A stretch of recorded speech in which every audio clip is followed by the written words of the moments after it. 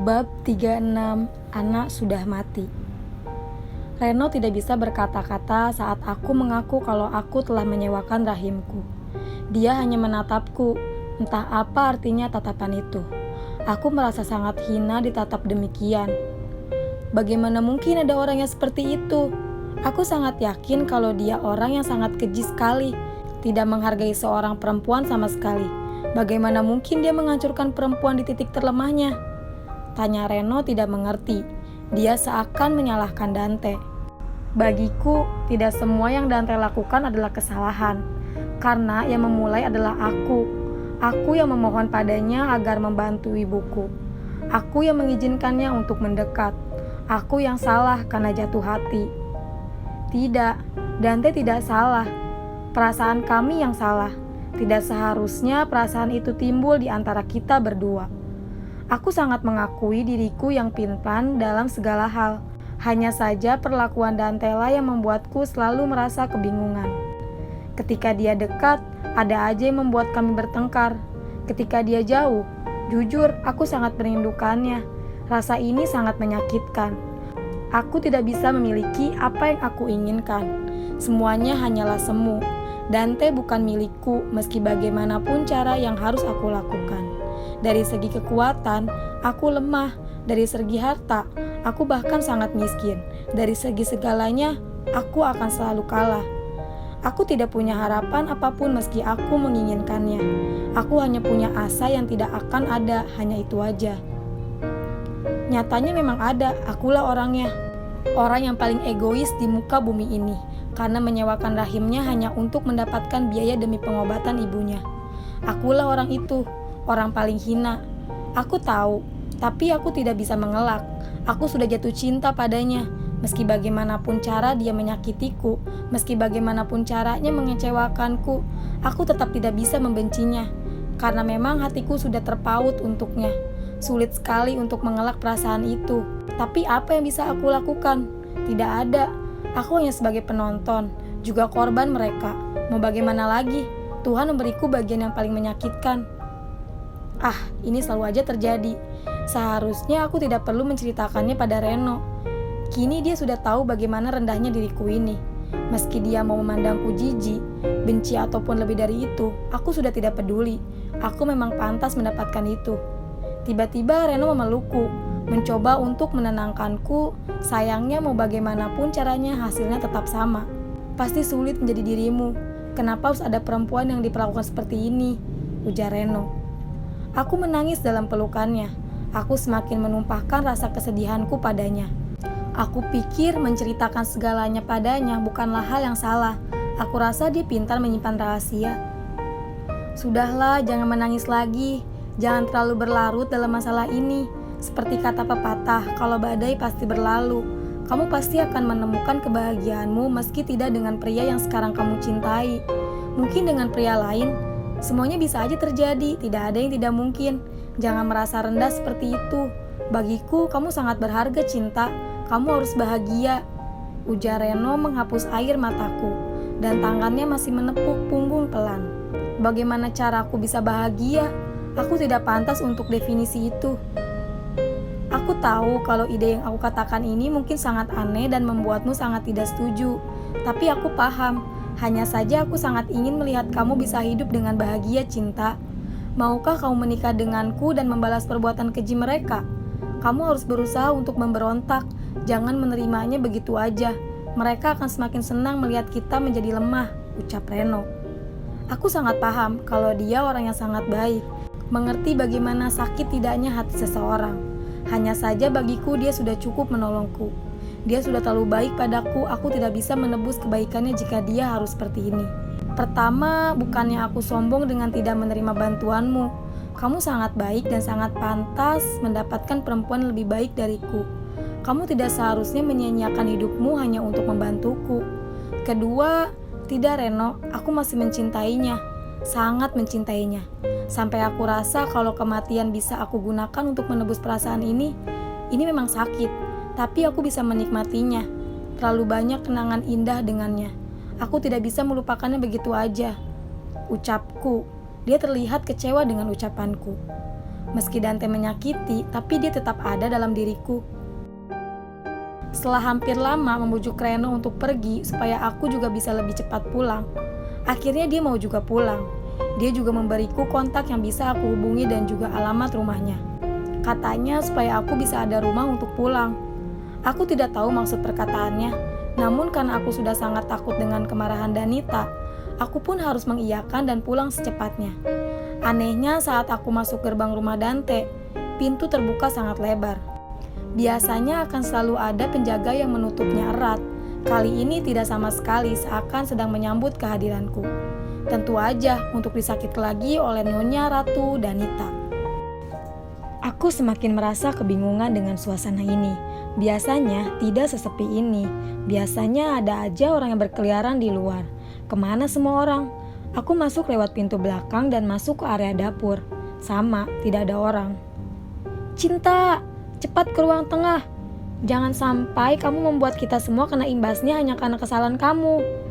Sorak salah satu pekerja yang membenciku. Dia selalu memfitnahku di pekerja yang lain dan membuatku semakin dibenci di rumah ini. Tidak hanya itu, dia juga sering memberiku pekerjaan yang berat padahal itu adalah pekerjaannya.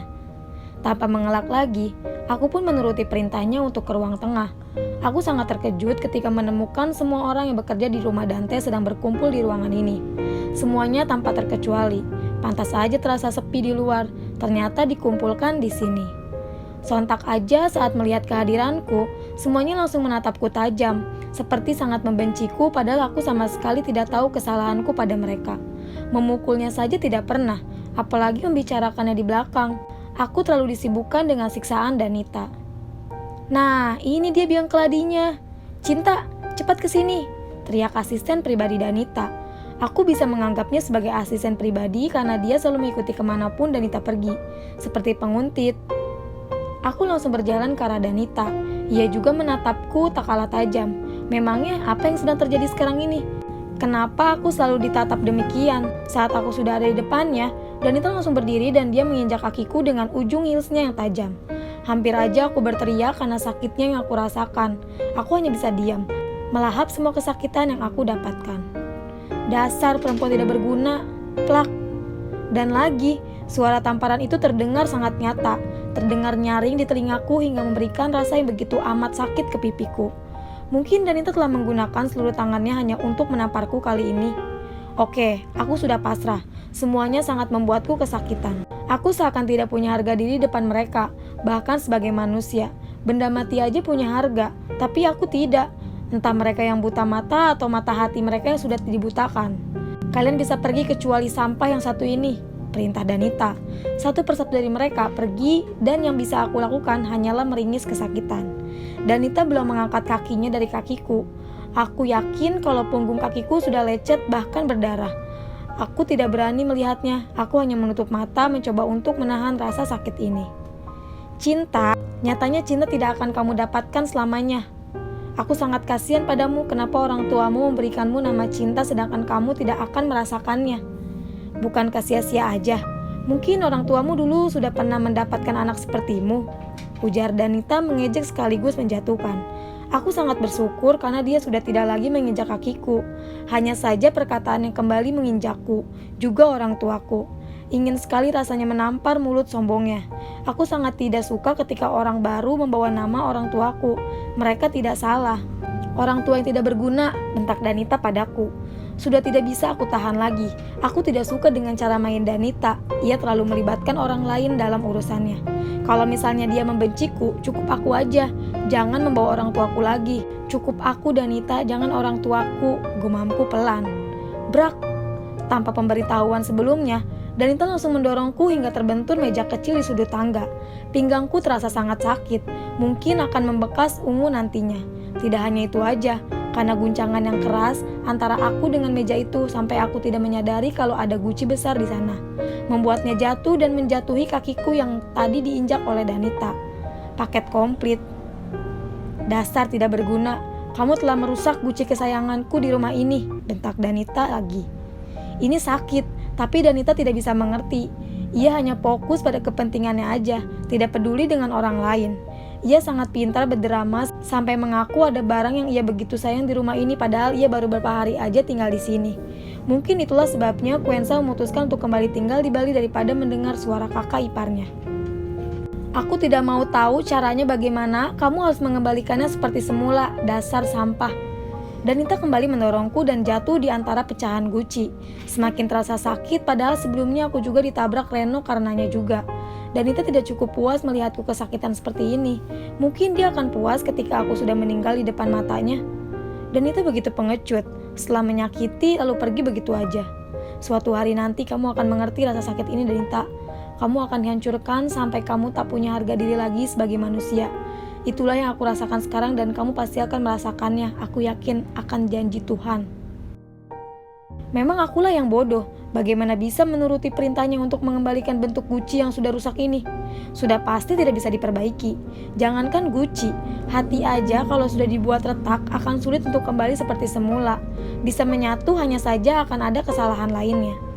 Aku bahkan mengabaikan luka yang aku rasakan hanya untuk memperbaiki benda ini. Darah di kakiku sudah mengering karena aku belum mengobatinya. Tidak hanya itu aja, obat yang biasanya selalu ada di dapur kini sengaja disembunyikan untukku. Ini sudah larut malam, udara di dapur sangat dingin. Aku hampir membeku olehnya, sangat sulit untuk bergerak entah karena dingin yang menusuk sampai tulang atau karena sakitnya badan yang aku rasakan. Terdengar suara telepon rumah. Aku menunggu, apakah ada yang menerimanya atau memang tidak ada yang mendengarnya. Cukup lama berdering, aku memutuskan untuk menerimanya. Aduh, aku meringis. Saat pertama kali menggerakkan kakiku terasa kram dan perih sekali. Berjalan pun terasa sangat susah untuk ke sana. Perlu waktu yang cukup lama. Baru aja hampir mengangkatnya, sudah berhenti berdering. Mungkin dia sudah tidak berkepentingan lagi. Aku berpikir untuk kembali ke dapur untuk membersihkan luka di kakiku. Baru saja satu langkah, telepon itu kembali berdering. Kali ini aku langsung menerimanya. Halo, Ana, ini suara Dante. Aku tidak mungkin salah. Si pria pengecut mencoba untuk membual lagi. Tidak akan terbuai lagi. Tidak, Ana, kamu tidak boleh jatuh ke kubangan yang sama lagi. Kamu memang mencintainya, tapi kamu sangat berharga. Kamu bisa menemukan laki-laki yang bisa menghargaimu, setidaknya sebagai manusia. Maaf, dia sudah mati. Aku langsung menutup teleponnya dan langsung berjalan ke dapur dengan cepat, mengabaikan rasa sakit di kakiku. Bahkan aku membiarkan darah kakiku membekas lantai suci milik Danita. Aku tidak peduli, rasa sakit hatiku lebih menyakitkan dari ini.